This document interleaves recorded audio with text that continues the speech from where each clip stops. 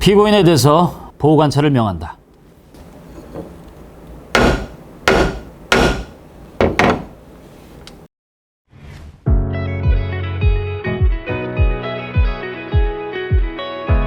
저는 보호관찰 처분을 받은 강태혁이라고 합니다. 제가 법원에서 보호관찰을 받았는데 어떻게 해야 하죠? 안녕하세요, 강태혁 씨. 저는 서울 보호관찰소에서 근무하는 김한국 보호관찰관이라고 합니다. 처음 보호관찰을 받게 되어 궁금한 점이 많으실 텐데요. 본 영상은 보호관찰을 받는 분들이 보호관찰을 잘 받고 성공적으로 사회에 복귀하는 데 도움이 되고자 제작되었습니다. 처음이라 긴장되고 두렵겠지만 영상의 내용을 잘 이해하고 숙지하신다면 큰 어려움 없이 종료하실 수 있을 겁니다. 이해되지 않는 부분이나 어려움이 있으시면 담당자에게 문의해 주시기 바랍니다. 먼저 보호관찰 개시 절차부터 설명드리겠습니다. 법원에서 보호관찰을 받고 보호관찰소에 신고하게 되면 보호관찰관이 1개월 이내에 주거지를 방문합니다. 주거지 방문을 통해 실제 신고한 장소에 살고 있는지, 같이 살고 있는 가족은 누구이고 생활환경은 어떤지를 파악하고 이후 어떤 죄를 범했는지, 과거 보호관찰을 받은 경험이 있는지, 어떤 일을 하는지 등 여러 요소가 고려되어 보호관찰 받는 분들에게 가장 적합한 지도감독 기준과 방법을 결정합니다. 지도감독은 보통 면담을 통해 이루어집니다. 일반적으로는 월 1회 정도 면담이 이루어지는데 재범 방지와 사회 복귀를 위해 좀 더 많은 확인과 지도가 필요한 경우라면 월 3회 이상의 면담이 이루어지기도 합니다. 이러한 면담의 수는 고정된 것이 아닙니다. 처음 보호관찰을 시작할 때는 6개월, 이후에는 3개월에 한 번씩 준수사항을 잘 따랐는지, 직장 생활은 성실하게 하고 있는지 등 여러분들의 노력에 따라 그 횟수가 늘어나거나 감소될 수 있으며 준수사항 위반이나 재범의 경우 즉시 감독 횟수가 늘어날 수도 있습니다. 그렇다면 제가 보호관찰 기간 동안 무엇을 해야 하죠? 준수사항만 잘 지켜주시면 됩니다. 준수사항이란 보호관찰을 받는 사람이 지켜야 할 약속 내지 규칙을 말하는데 누구나 지켜야 할 일반 준수사항과 개인의 특성과 환경에 맞게 개별적으로 부과되는 특별 준수사항이 있습니다. 먼저 보호관찰을 받는 사람이라면 누구나 지켜야 하는 일반 준수사항부터 하나하나 알려드리겠습니다. 일반 준수사항 첫 번째는 주거지에 상주하는 것입니다. 주거지와 상주는 어떤 건가요? 주거지란 잠을 자고 밥을 먹는 등 일상생활을 하는 곳을 의미하고, 상주하는 것은 머물러야 한다는 의미로 보호관찰 기간 중에는 마음대로 집을 옮기거나 친구의 집에서 잠을 자는 등 불규칙한 생활을 해서는 안 됩니다. 이 준수사항과 관련하여 청소년들이 가장 흔히 위반하는 사유는 가출입니다. 가출한 청소년은 보호관찰소 출석도 기피하고 불량한 친구들과 어울리게 되는 경우가 대부분입니다. 또한 생활비가 없으므로 생활비 마련을 위해 절도, 갈취 등 범죄로 이어지기 쉽습니다. 이는 준수사항을 명백히 위반하는 것이므로 소년원 수용 등 불이익한 처분을 받을 수 있습니다. 친구 집에서 잠을 자는 경우도 많은데 안 되는 건가요?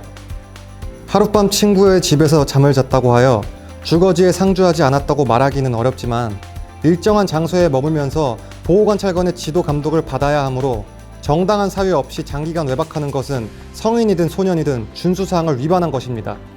다음은 생업에 종사하는 것입니다. 무직이라면 그것도 준수사항 위반인가요?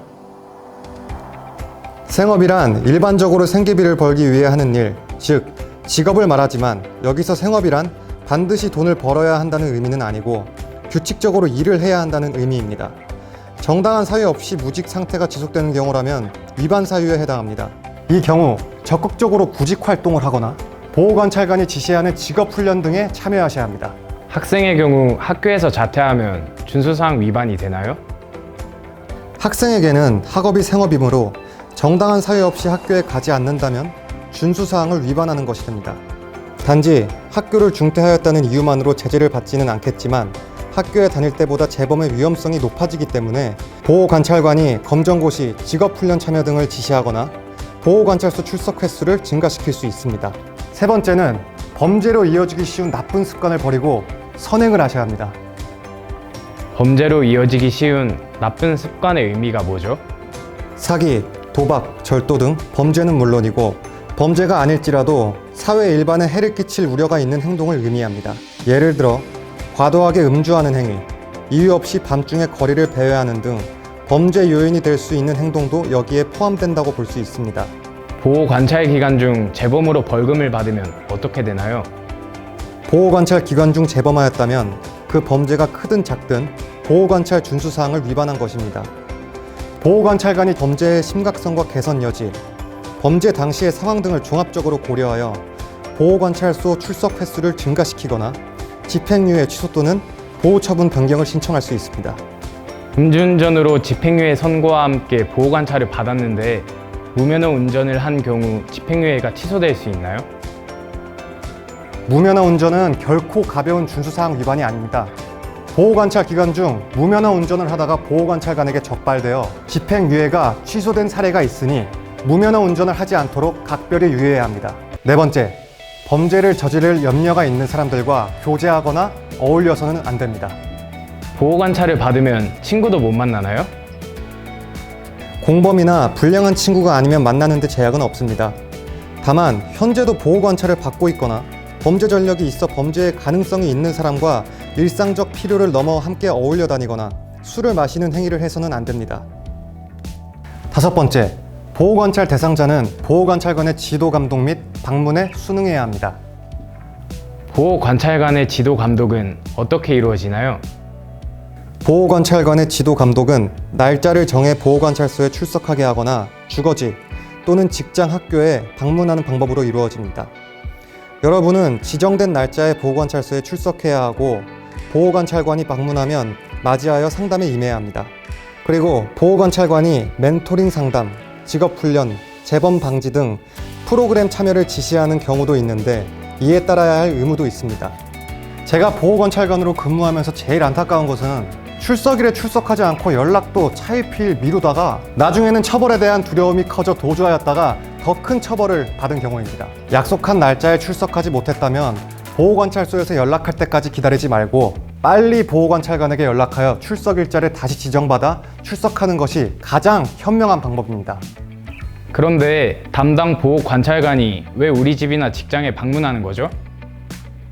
여러분이 어떤 환경에서 누구와 같이 생활하는지 등 실제 생활 환경과 실태를 파악하고 준수사항을 잘 이행하고 있는지를 확인하기 위해서입니다. 사생활을 침해받는다고 느낄 수 있으나 보호관찰을 받는 사람이라면 일반인보다 생활면에서 다소 제약을 감수해야 합니다. 예고 없이 직장이나 학교에 찾아오면 제가 보호관찰을 받는다는 사실이 알려져 곤란해지지 않을까요? 주변 사람들이 보호관찰을 받고 있는 사실을 모른다면 처음 보호관찰을 신고할 때나 보호관찰소 출석 시에 분명하게 말해주시기 바랍니다. 현지 방문 시 직장이나 학교, 가까운 곳으로 나오게 하여 면담하거나 보호관찰관의 신분을 밝히지 않고 친인척, 사회복지사라고 말하는 등 생활에 지장을 주지 않도록 최대한 배려하며 지도 감독할 것입니다.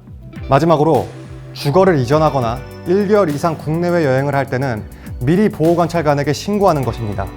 다른 지역에서 일하는 경우에도 신고해야 하나요? 여기서 여행이란 단순히 즐기기 위한 관광만을 뜻하는 것이 아니라 업무 등으로 이동하는 것도 포함됩니다. 가까운 곳이라도 다른 지역에서 상당 기간 머물며 일해야 하는 상황이라면 신고해야 합니다. 미성년자도 주거 이전이 가능한가요?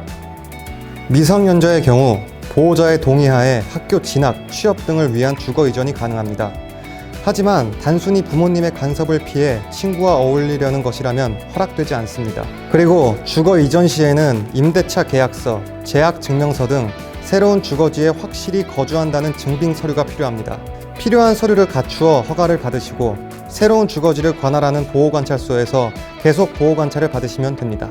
보호관찰 기간 중 해외여행이나 유학이 불가능한가요? 보호관찰 받는 사람도 해외여행 또는 유학이 가능합니다. 다만 체류기간 장소 등 세부 내용을 신고해야 하고 귀국 등 신상 변동사항이 발생할 경우 즉시 신고하여야 합니다. 해외 체류 기간 동안에는 보호관찰관과 전화통화, 이메일 등을 통해 지도 감독을 받게 됩니다. 이상 일반 준수사항에 대한 설명을 마칩니다. 다음은 보호관찰 받는 사람의 개별 특성과 환경에 따라 부과되는 특별 준수사항에 대해 설명해 드리겠습니다. 대표적인 사례로는 야간 외출 제한 명령, 일정량 이상 음주 금지, 마약류 투약 검사에 따를 것 등이 있는데 외출 제한 음성 감독 시스템, 음주 측정기, 간이 약물 시약 등을 통해 정기적으로 감독하게 됩니다. 준수사항을 위반하면 어떻게 되나요? 준수사항을 위반하게 되면 그 경중에 따라 경고, 구인 등 제재 조치를 받게 됩니다. 먼저 정해진 출석 일자에 출석하지 않거나 가출하는 등 보호관찰관의 지도 감독에 불응하는 경우에는 경고를 받게 됩니다. 경고 이후에도 계속해서 준수사항을 위반하고 그 위반 사실이 중한 때에는 보호관찰소장이 법원에 구인장을 신청하여 판사가 구인장을 발부합니다. 구인 후 준수사항 위반에 대한 조사가 이루어지고 그 사안이 중한 경우에는 법원의 결정에 따라 소년원에 수용되거나 집행유예가 취소되는 등 불이익한 처분을 받을 수 있습니다. 그러면 준수사항을 잘 지키면 저한테 어떤 혜택이 있나요? 앞에서 말씀드린 준수사항만 잘 지켜주신다면 보호관찰소 출석 횟수가 줄어들고 임시해제를 받을 수 있는 기회가 주어집니다. 보호관찰 임시해제란 보호관찰관의 지도감독에 잘 따라주고 준수사항을 성실히 이행한 사람에 대해서 지도감독 의무사항을 면제시켜주는 조치입니다. 그러나 임시해제를 받은 사람이라 하더라도 보호관찰이 완전히 끝난 것은 아니므로 재범을 하거나 준수사항을 위반하게 되면 임시해제가 다시 취소될 수 있다는 점을 유의하셔야 합니다. 보호관찰 준수사항을 잘 지키면 여러 가지 혜택이 많네요. 앞으로 잘 지키도록 하겠습니다. 그런데 제가 보호관찰을 받으면서 자격증 공부도 해야 하고 직장도 새로 잡아야 하는데 걱정이 많이 됩니다. 걱정하지 마십시오. 보호관찰은 여러분의 재범 요인을 감소시켜 건전한 사회인으로 복귀하도록 돕는 제도입니다.